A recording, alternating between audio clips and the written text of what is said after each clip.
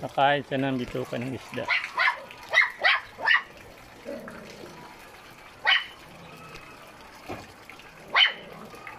Nahirapan siya, ang laki.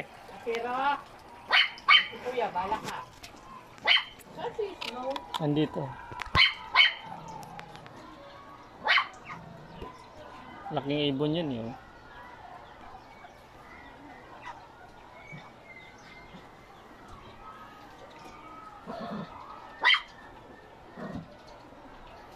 Nahirapan siya maglunok.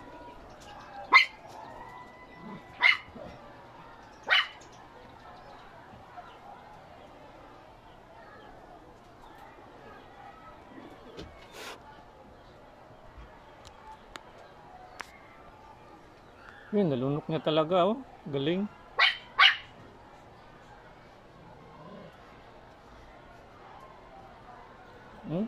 Nalubo yung leeg. Bali sa umaga, andito yan siya. Tapos sa gabi, binibigyan ko rin yan sa dyan. Kaya napabalik-balik siya. Bali, 4 yan sila. Isa lang ang nandito. Ang sila ka ng sukle? Okay. Ibig ng kulay na nasa.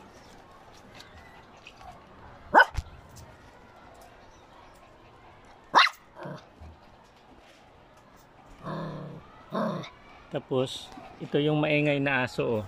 Oh, Pyong. Oh.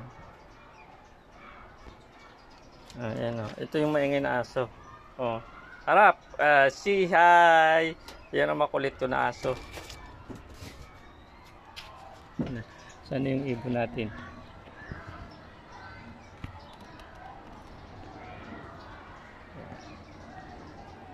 Wala na, busog na siya, oh. Laki ng dibdib, oh. Bigla lumaking dibdib.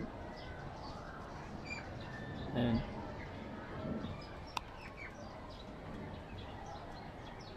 Nakakatuwa tuwing hapon sa umaga dito yan. Pag wala akong pera, hinihingi ako siya ng isda ng 1 piraso sa nagtitinda dito, yung naglalako. Hinihingi ko yan siya. Si nakakaawa.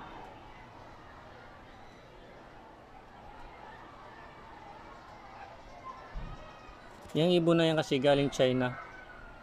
Pag taglamig ang China, ayun, nadayo yan dito sa atin. Hindi na nakabalik. Baka naiwan na to ng grupo.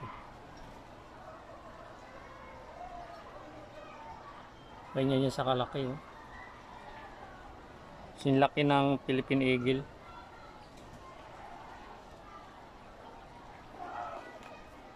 Dito kasi sa likod, pag walang ulan, ang tubig malinis ang dumadaan. Malinaw siya. Kaya kahit nakagisa mo siya ng isda na sa ilalim, nakikita niya. Ayan. Natin siya.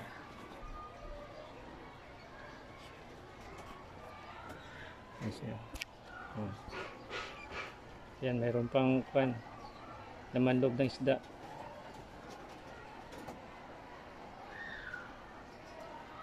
Ayan. Mamaya pag busog na yan, nasa ibabaw ng atis na yan.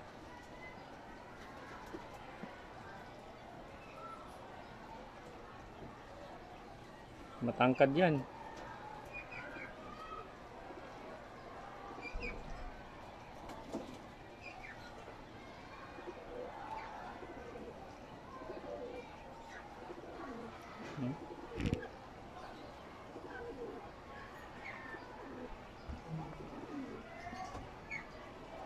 Yung isa kasi nito nahuli, pinuntahan ko, hinihingi ko. Sa naawa rin nakahuli, binigay sa akin, binitawan ko siya ulit. Wala pa rito. Ayan. Thank you mga sister sa watching sa video walang kwenta. Yung mga walang alam. Thank you, thank you.